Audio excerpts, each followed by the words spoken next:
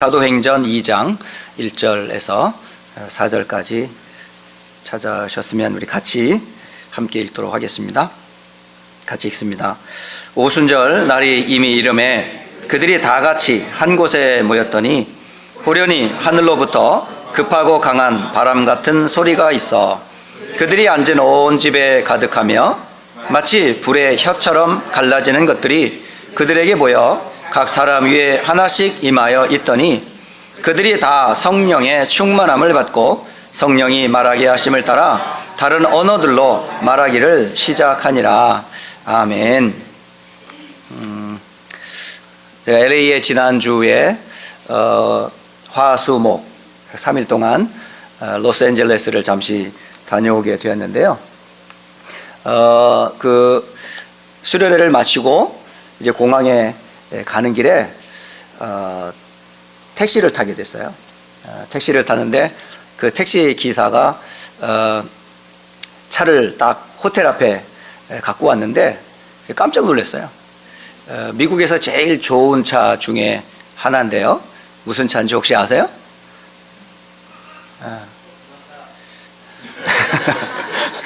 소나타도 굉장히 좋은 차입니다. 소나타도 좋지만 제가 생전 처음 타보는 차예요. 무슨 차냐면 캐딜락이라고 혹시 보셨습니까? 타보셨습니까? 보통 장례식 때 그 돌아가시면 관을 싣고 가는 차가 보통 캐딜락 차예요.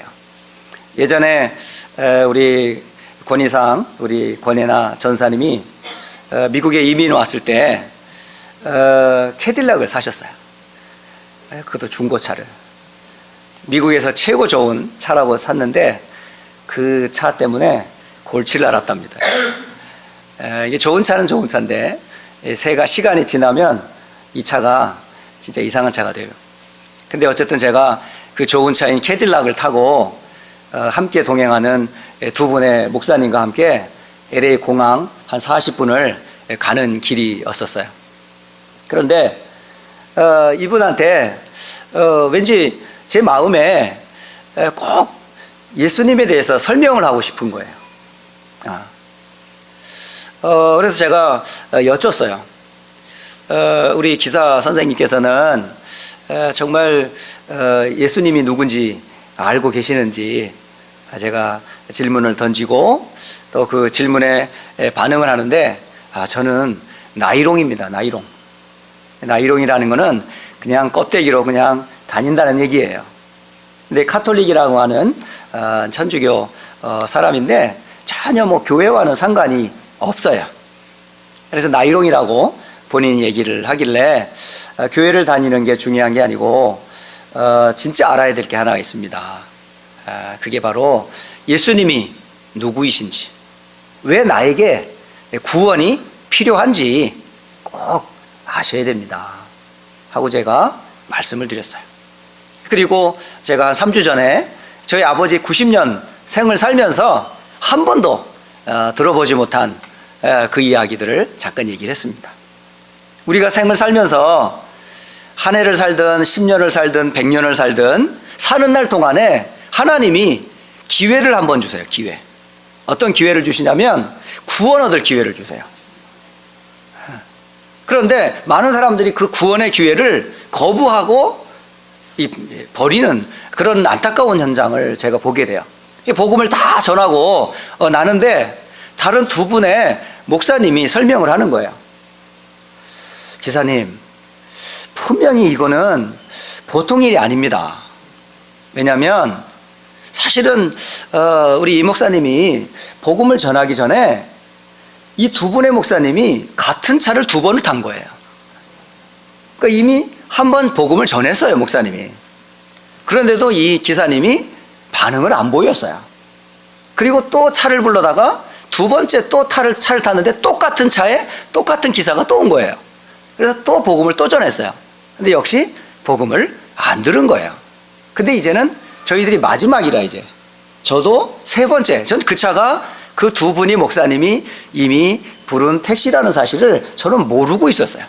그리고 복음을 전했는데 전하고 나서 처음에 복음을 전했던 나이가 70 되시는 목사님께서 기사님, 이건 예산 일이 아닙니다. 지금 똑같은 차를 3번을 탔고 다른 목사님한테 똑같이 3번을 예수님에 대한 얘기를 들었는데 이건 보통 얘기가 아닙니다. 이거 하나님의 분명한 계획이 없으면 이런 일은 생기지 않습니다.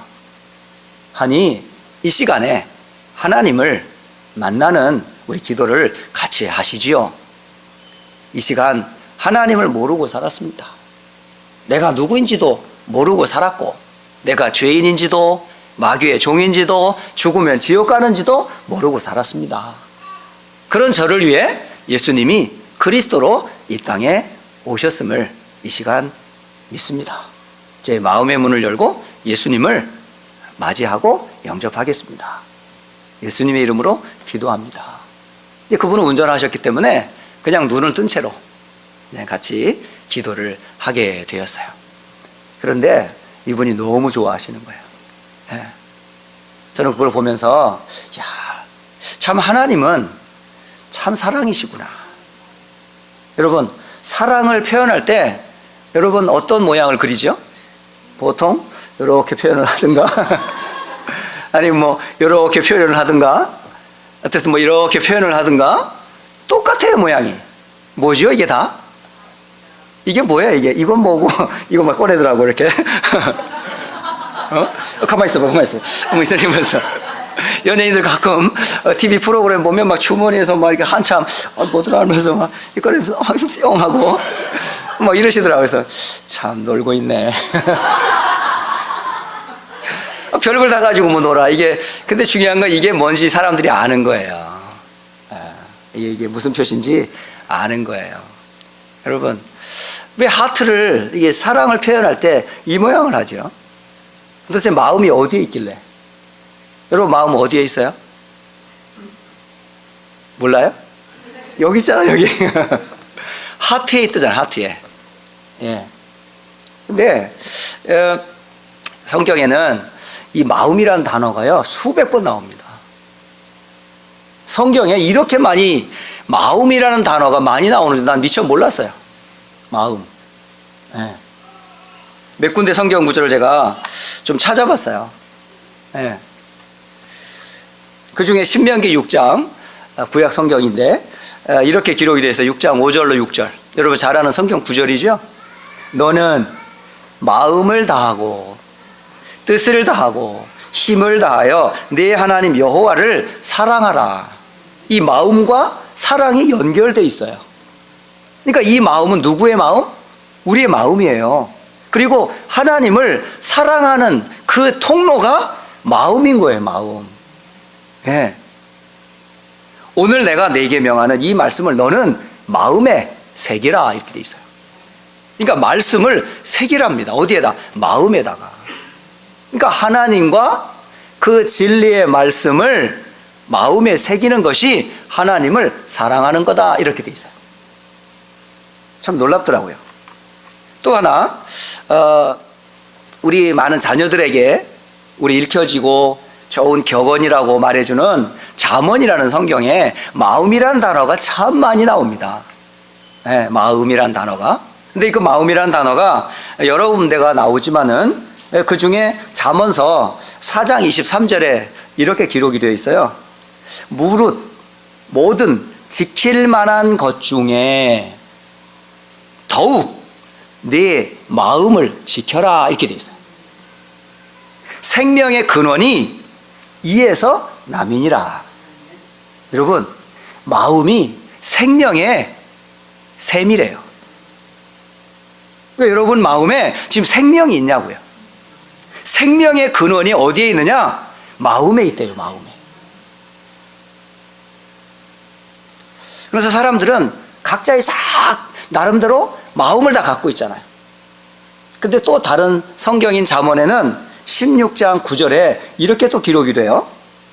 사람이 마음으로 자기의 길을 계획할지라도 그의 걸음을 인도하시는 이는 여호와이시니라.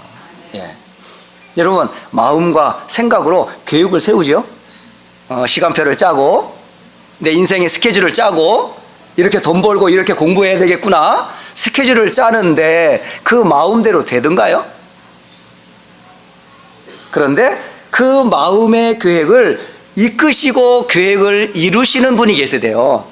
그게 누구라고 그래요? 하나님이라고 말씀하십니다. 그러니까 여러분이 그 마음이 어디와 맞닿아야 돼요? 하나님과 맞닿아야 돼요. 예. 여러분 나름대로 마음을 다 가지고 있어요. 계획을 다 가지고 있어요. 이렇게 하면 되겠구나 저렇게 하면 되겠구나 하지만은 그 계획한 대로 다 되어지느냐 이 말이죠. 안 된단 말이에요. 그래서 사람들이 소망하는 게 하나 있어요. 그게 바로 뭐냐면 그 여러분이 용의 모습을 한번 보시면 용이 딱 물고 있는 구슬이 하나 있어요. 그 구슬의 이름이 뭔지 아세요? 용이 물고 있는 구슬의 이름을 보고 여의주라고 그래요. 여의주. 이게 뭐냐면 같을 여자에 뜻의 마음을 마음대로 할 수 있는 구슬이란 뜻이에요. 그러니까 마음대로 할 수 있는 구슬을 사람들이 갖고 싶은 거야. 내가 마음 먹은 대로 되고 싶은 거 있죠. 그러면 신이네?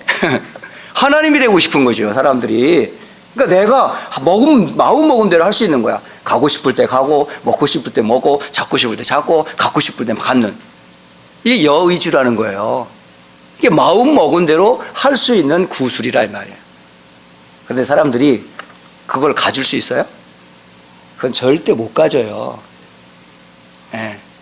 그 마음에 하나님께서 함께하지 않으면 그 마음이 안 되게 돼 있어요. 그런데 이런 어마어마한 마음이 병이 들었어. 언제? 하나님을 모르게 되면서부터. 죄라는 것이 들어오면서부터. 이 마귀라는 놈이 그 하나님과 우리 사이에 통할 수 있는 그 마음을 빼앗아가 버렸어요. 그래서 그 마음에 다른 것을 심어버렸어요. 성경에는 그런 말씀을 이렇게 기록을 해요. 빼앗긴 마음을 로마서 1장 28절에 그들이 마음에 하나님 두기를 싫어하매 하나님께서 그들을 그 상실한 마음대로 내버려 두었다 이렇게 돼 있어요. 여러분 마음인데 어떤 마음은 하나님과 통하는 마음이 있고 한 마음은 하나님을 싫어하는 마음이 있다고 그래요.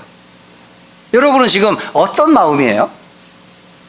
하나님을 사랑하는 마음이 샘솟듯 솟아나는지 아니면 하나님 얘기만 하면 기분 나빠 막 짜증나 그런 얘기 안 했으면 좋겠어. 제발 좀 그런 얘기 하려면 떠나라고 거부하는 사람이 있어. 어쩌면 이 자리에 앉아있는 여러분은 여기까지 왔는데 설마 하나님을 미워하는 마음이 있겠습니까? 적어도 하나님의 마음이 뭔가 통하는 분들이 이곳에 왔으리라 저는 확신을 합니다.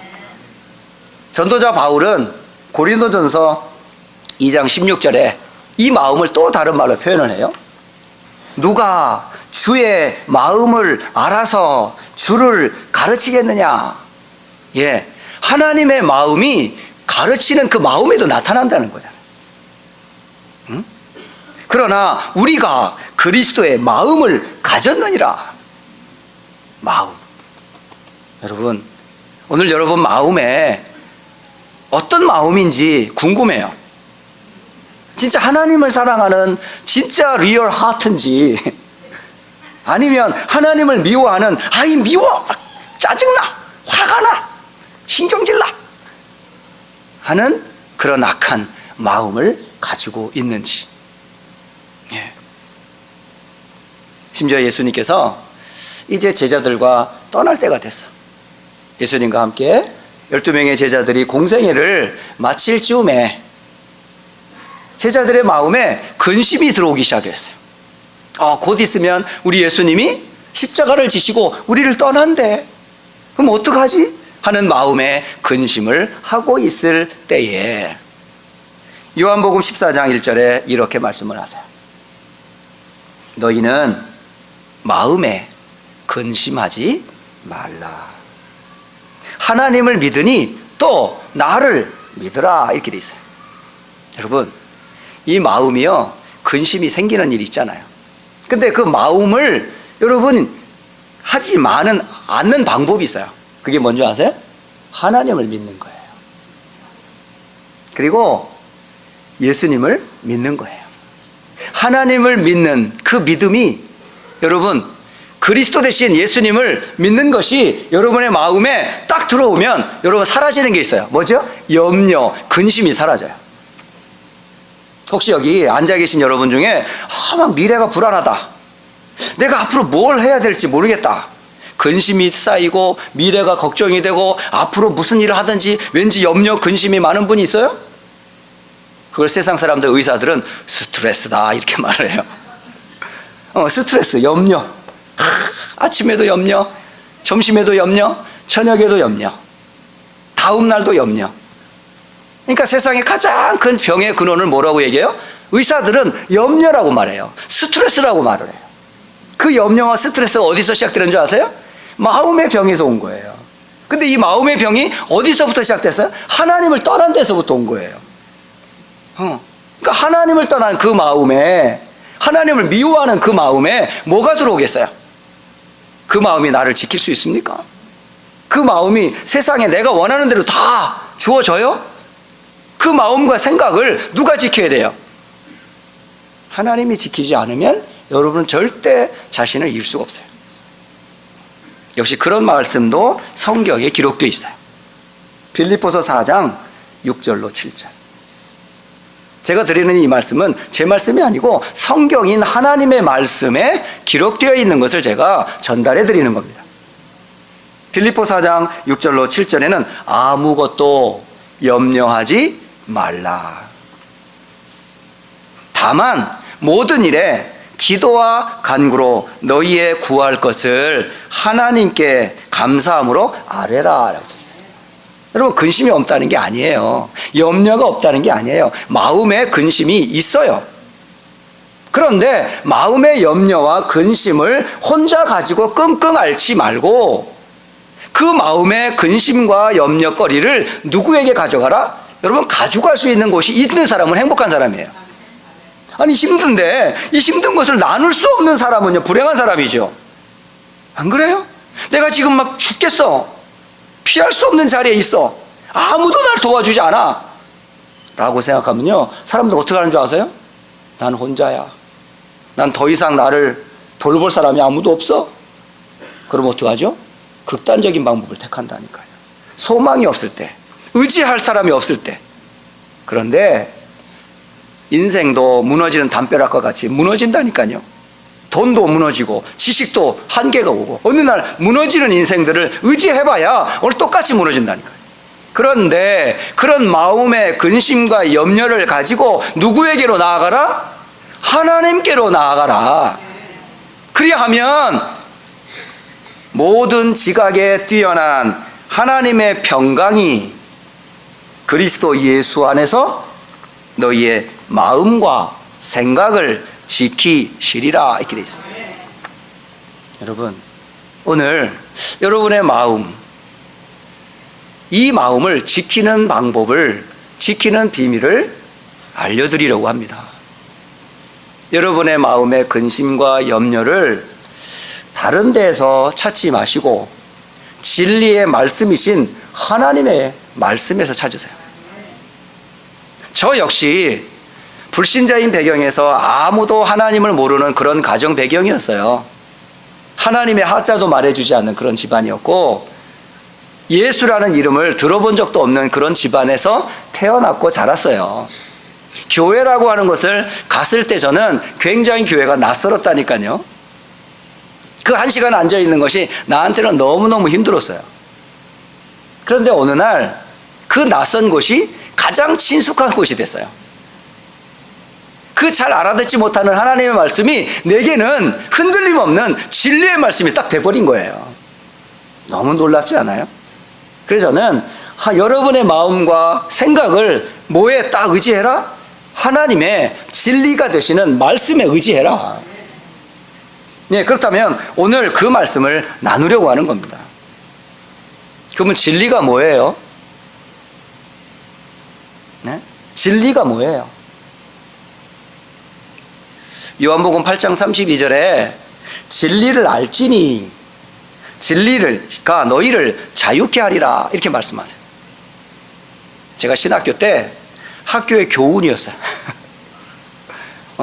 제가 신학대학원 다닐 때 그 학교 정문 앞에 큰 탑이 하나 있었거든요. 그 요절이 진리가 너희를 자유케 하리라. 근데 신학교 다닐 때 진리가 뭔지 몰랐어요. 열심히 신앙만 했죠. 근데 복음이 곧 진리입니다, 여러분. 바로 눌린 자에서 해방되는 게 진리예요. 묶였던 자에서 빠져나오는 게 진리예요. 저주에서 해방되는 게 진리예요. 여러분 그런데 여러분도 알게 모르게 지금 묶여있는 곳이 있어요. 자신도 모를 거야 아마. 누구도 말해주지 않았으니까. 여러분은 새 현장에 지금 묶여있어요. 알게 모르게. 모든 사람은 새 부분에서 묶여있다니까요.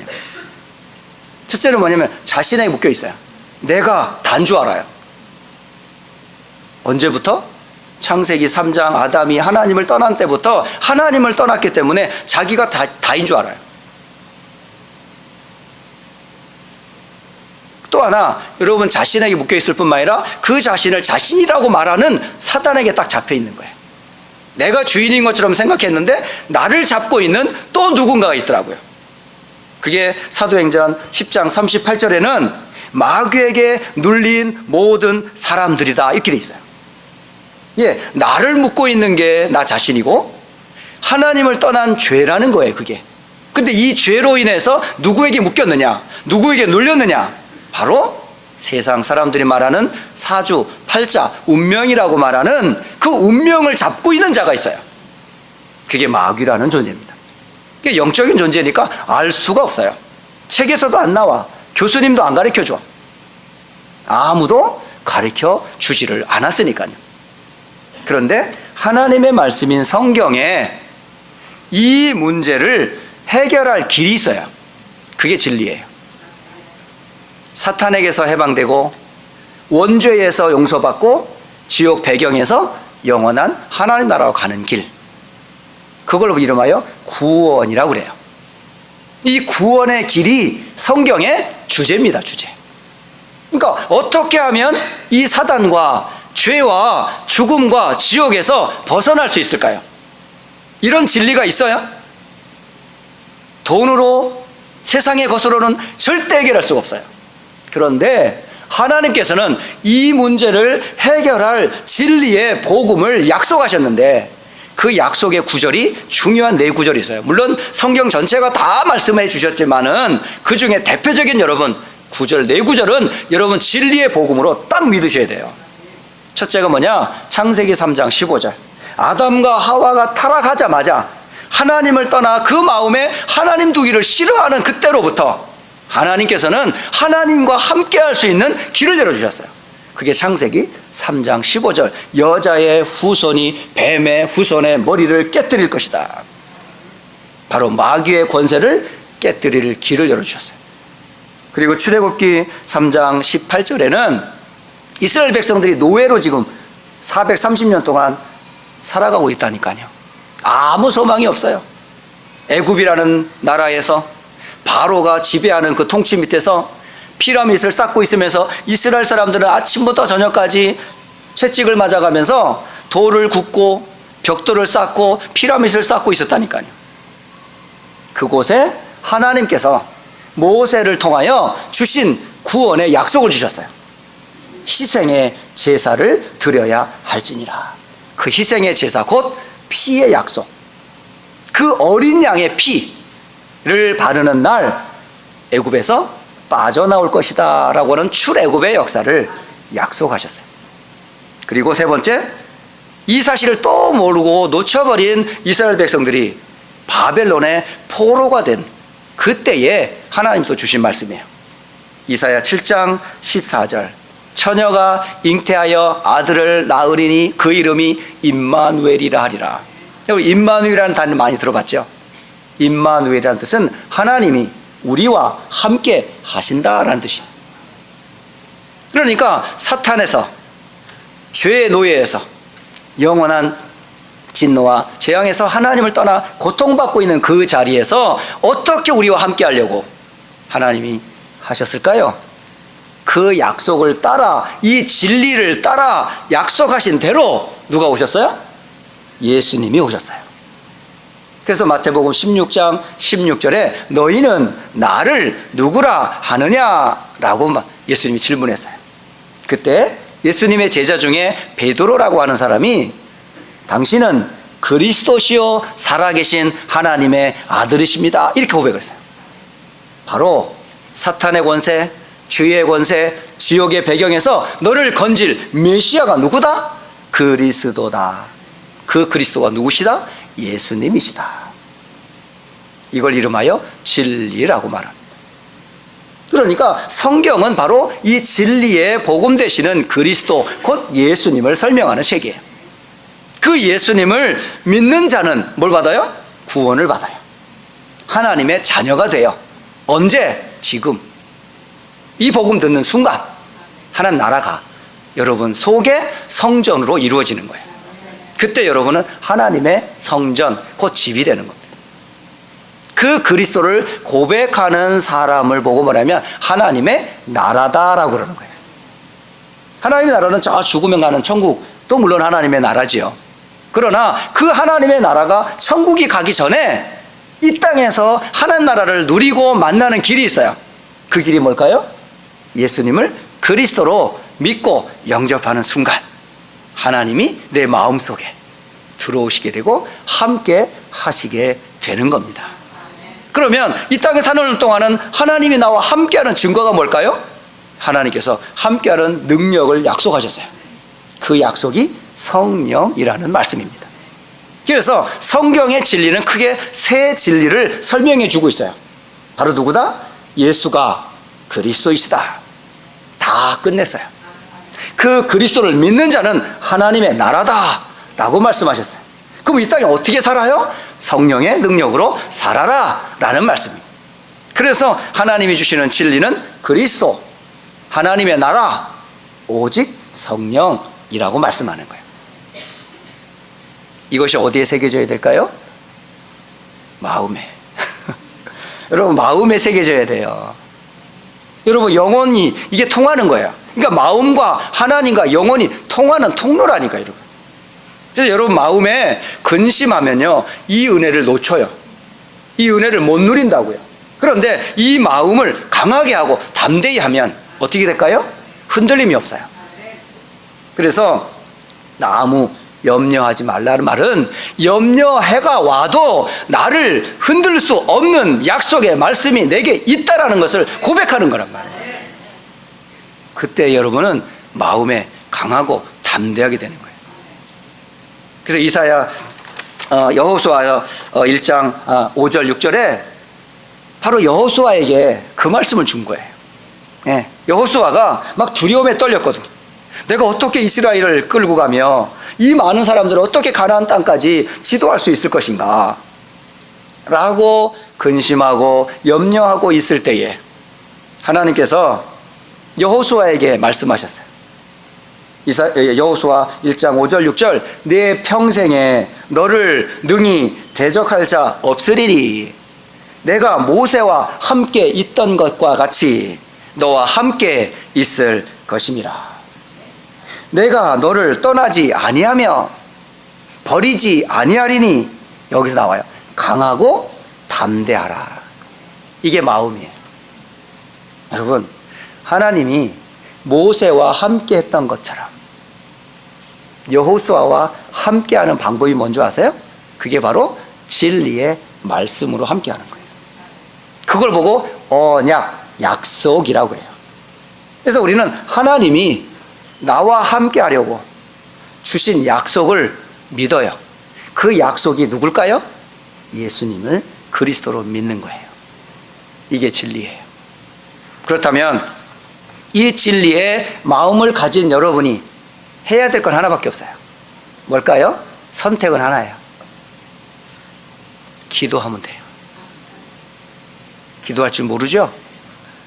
왜 몰라요? 약속 말씀 생각하는 게 기도인데. 생각하는 게 기도예요. 마음에 새겨진 말씀을 되새기는 게 기도예요. 그래서 그걸 보고 묵상한다 그러는 거예요. 내게 들려진 그 약속의 말씀, 가슴에 새겨진 이 약속의 말씀을 꼭꼭 씹어 되새김질하는 것, 이걸 보고 묵상이라고 그러고 기도라고 그래요. 그러려면 여러분 뭐가 있어야 돼요? 아무것도 없는데 씹을 수가 있어요? 맨입에 씹을 수는 없잖아요. 껌을 씹든지 고기를 씹든지 밥을 씹든지 뭔가 들어가야 씹잖아요. 근데 아무것도 없는데 그건 가짜지. 그러니까 여러분 씹을 수 있는 게 있어야지. 되새김질할 수 있는 게 있어야지. 그게 뭘까요? 하나님과 나에게 주신 약속, 그 약속을 되새김질하는 것, 이걸 보고 기도라고 그래요. 기도 어렵지 않아요. 그래서 말씀을 알아야 되고 내 걸로 새기는 게 필요한 거예요. 자꾸 들어야 되는 거죠. 사도행전 1장 11절에 보니까 초대교회 제자들이, 성도들이 이제 예수님을 떠나보내면서 너무 슬퍼하는 거예요. 안타까워하는 거예요. 그때에 주의 천사가, 흰옷 입은 두 사람인 이 천사가 하는 말이에요. 갈릴리 사람들아, 요즘 말로 이 촌놈아 이런 뜻이에요. 이 촌놈아, 어찌하여 서서 하늘을 쳐다보느냐. 너희 가운데서 하늘로 올려지신 이 예수는 하늘로 가심을 본 그대로 오시리라. 이것도 뭐죠? 약속입니다. 하나님은 전부 약속으로 일을 하세요. 그러니까 다시 오실 거에 대한 약속을 가지고 있다면 나는 다시 갈 거잖아요. 예수님이 가신 그곳에 나도 갈 거 맞잖아요. 그러면 가기 전에 우리가 해야 될 게 뭐라고요? 사도행전 1장 14절. 성도들이 한 곳에 모였어요. 그곳이 어디예요? 마가의 집에 모였어요. 그 마가의 집에서 뭐 했을까요? 서로 마음을 같이하여 오로지 기도에 힘썼더라라고 돼 있어요. 그냥 힘쓴 게 아니고 약속 잡고 기도했다는 말이에요. 여러분, 마음, 근심, 염려, 걱정 많이 있을 수 있어요. 그러나 그 마음을 지키는 방법, 나를 살리는 방법, 그리고 문제와 사건을 넉넉히 이길 수 있는 비밀이 뭔지 아세요? 말씀을 잡는 거예요. 말씀 잡은 기도를 시작하는 거예요. 그걸 이름하여 언약을 붙잡은 기도다라고 그러는 거예요. 예. 그때에 약속하신 대로 어떤 일이 벌어졌어요? 사도행전 2장 1절. 오순절 날이 이미 이르매 그들이 다 같이 한 곳에 모였더니 라고 됐어요. 하나님께서 약속하신 대로 역사하셨어요. 그러면서 2절, 3절, 4절에 누가 역사하셨어요? 약속하신 대로 성령께서 역사하셨어요. 여러분, 이걸 보고 기도 응답이라고 그래요. 그러니까 하나님의 약속인 진리의 약속을 내 마음에 새기고 새긴 그 약속의 말씀을 염려, 근심의 자리가 있다 할지라도 그 말씀 붙잡고 기도할 때에 내 마음과 생각에 하나님 주시는 힘을 가지고 일어나는 거예요. 그 힘 가지고 뭐 했을까요? 그 사실을 알리는 전도자의 삶을 살게 되는 거예요. 여러분, 내게 있는 것을 말하는 거는 쉬워요. 내가 가지고 있는 것을 전해주는 거는 쉬워요. 근데 없는데 주려고 그러면 쪽팔려요. 창피해지잖아요. 근데 있는데 뭐 아는데요 뭐 주는 거는 쉽다니까요. 그래서 여러분이 이제 이 약속의 말씀을 가지고 있다면 이제 뭐 하면 될까요? 기도하시면 돼요. 기도하시면 돼요. 그 증거 있는 교회가 하나 있었는데 그 교회가 바로 초대교회라는 교회예요.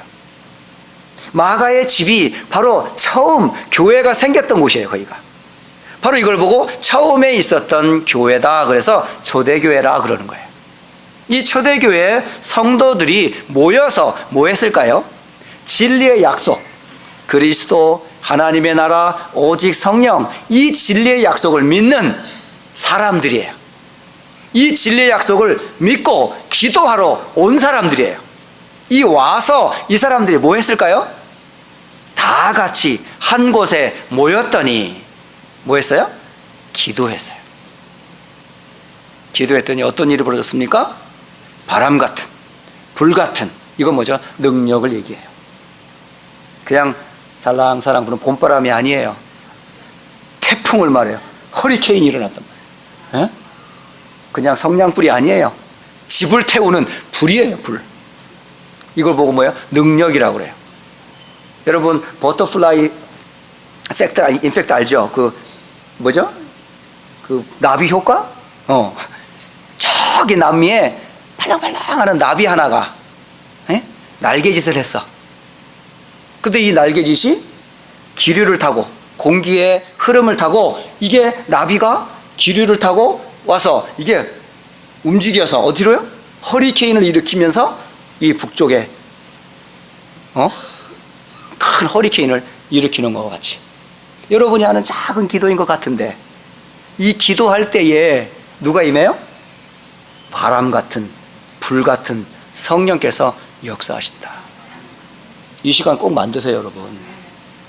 그게 초대교회 성도들이 가졌던 일심이었었어요. 그럴 때 개인에게 그곳에 모인 그곳에 성령께서 역사하신 것만이 아니고, 사도행전 2장 9절로 11절에는 예루살렘에 많은 나라 사람들, 흩어졌던 디아스포라라는 흩어진 사람들이 모였어요. 모여서 하나님의 행하신 큰 일을 들은 거예요. 예수님이 그리스도로 오시고 십자가에서 사망 권세를 깨뜨리고 부활하신 그리스도이심을 듣게 된 거예요. 그때에 이 15개 나라의 사람들이 모여진 그곳에서 어떤 일이 벌어졌어요? 이야, 신기하다, 놀라운 일이 벌어지면서 이들도 그리스도를 고백하는 일이 벌어졌습니다. 그래서 15개 나라의 사람들에게 복음이 확산되어지는 일이 벌어졌어요. 언제요? 일심할 때. 그리고 세 번째로는 사도행전 2장 41절 42절에 보니까 그 말을 받은 사람들 중에 있어요. 보세요. 하나님은 그 말, 지금 진리의 복음을 듣는 그 사람들이 세례를 받음에 어떻게 했다고요? 신도 믿는 자가 3,000명이나 더하더라, 이렇게 되기로 했어요. 네. 일심의 언약이신 그리스도와 하나님 나라와 약속하신 성령의 말씀을 들은 사람들 중에 3,000명이나 믿는 자가 있었더라라는 말씀입니다. 그리고 그들은 모일 때마다 사도의 가르침, 이 언약의 말씀을 전달하는 베드로를 포함한 12 사도들의 그 성경의 진리의 말씀을 늘 배웠어요. 그리고 가르침을 받고 서로 그것을 나눴어요. 교제하고 떡을 떼며 또 뭐 했어요? 약속 잡고 또 오로지 기도에 힘썼더라. 결국 예배에 성공하는 응답을 체험하게 되죠. 저는 오늘 전도자의 삶이라는 이 말씀을 통해서 여러분 마음에 먼저 다른 것이 새겨지지 않기를 바랍니다. 어차피 우리는 두 마음이 있어요. 하나님을 인정하는 마음이 있을 수도 있고 하나님을 미워하는 마음을 가질 수도 있습니다. 그러나 그것을 선택은 하셔야 됩니다. 나는 어떤 마음을 갖고 싶은지, 나는 하나님을 진짜 싫어하는 마음으로 평생 나, 돈, 세상 가운데 살아갈 수 있어요. 그건 뭐라 할 수 없습니다. 하지만 하나님이 주신 그 마음, 그 예수님을 그리스도로 영접하고 하나님 자녀가 되어 나는 하나님의 마음을 가진 자로, 하나님의 자녀로 하나님의 영광을 위해 살아가고자 하는 마음이 있다면 여러분 마음의 문을 활짝 여시고 말씀 들으면 돼요. 그리스도를 영접하면 돼요. 하나님 자녀가 되면 돼요. 그러면 모든 문제는 끝이 납니다. 오늘 이 시간에 저는 이 마음의 문을 활짝 열고, 여러분 성경에 그렇게 기록을 하고 있어요. 로마서 10장 10절, 사람이 마음으로 믿어 의에 이르고 라고 되어 있습니다. 여러분 마음이 답니다. 그 마음을 열고 복음을 듣는다면 여러분요 의에 이른다. 죄, 사탄, 지옥에서 영원히 구원을 받습니다. 그리고 입으로 시인하여, 뭐죠? 내 입으로 그 말씀을 따라하는 거예요. 고백하는 거예요. 그리하면 뭐 한다고요? 구원에 이르느니라 라고 기록을 하고 있습니다. 저는 오늘 이 자리에 함께하는 모든 성도들이 이 고백을 같이 했으면 좋겠습니다. 제가 고백할 때 여러분 마음의 문을 여시고 이 진리의 말씀이신 그리스도를 나의 주로 고백합니다. 나의 마음에 내 영혼 속에 함께 하셔서 구원하시고 자녀되는 축복을 누리기를 원합니다. 함께 조용히 눈을 감고 저와 함께 기도하는 시간 갖도록 하겠습니다. 제가 먼저 기도할 테니까 여러분 제 기도를 따라 마음의 문을 여시고 입으로 고백하는 축복의 시간이 되시기를 축복합니다. 제 기도하겠습니다. 살아계신 하나님, 저는 하나님을 몰랐습니다. 죄인인지도 몰랐습니다. 마귀의 종인지도 몰랐습니다. 그런 저를 하나님이 사랑하셔서 그리스도를 약속하셨습니다. 사탄을 깨뜨리시고 십자가에서 피 흘리시며 죽음과 지옥에서 저를 구원해 주셨습니다. 지금 이 시간 제 마음의 문을 열고 예수님을 그리스도로 고백합니다. 예수님을 나의 구세주로 영접합니다. 세상 끝날까지 나와 함께 하시고 인도하여 주옵소서. 예수님의 이름으로 기도드립니다. 아멘. 제가 마치고 기도하겠습니다. 하나님 아버지, 하나님이 우리에게 주신 마음, 그 마음을 통해 다시 한번 우리의 생명의 근원이신 하나님을 만날 수 있도록 축복하신 것 참 감사합니다. 우리는 죄인이었고 사단의 종이 되어 하나님의 진노 가운데 빠졌던 우리들이었습니다. 그런 우리를 하나님이 불쌍히 여겨주셔서 하나님의 마음, 하나님을 사랑하는 마음을 우리에게 주셔서 예수님을 그리스도로 듣게 하시고 믿게 하시고 고백하게 하신 것 참 감사합니다. 이제 하나님 자녀된 우리들에게 어떤 문제 앞에서도 실망하거나 좌절하지 않게 하시고 나와 함께 하시는 하나님과 그 약속의 주인공이 되시는 그리스도를 의지하여 주께서 주시는 힘 가지고 개인을 살리고 교회를 살리고 세상을 살리는 전도자의 삶으로 쓰임받게 하옵소서. 주 예수 그리스도의 이름으로 기도드립니다. 아멘.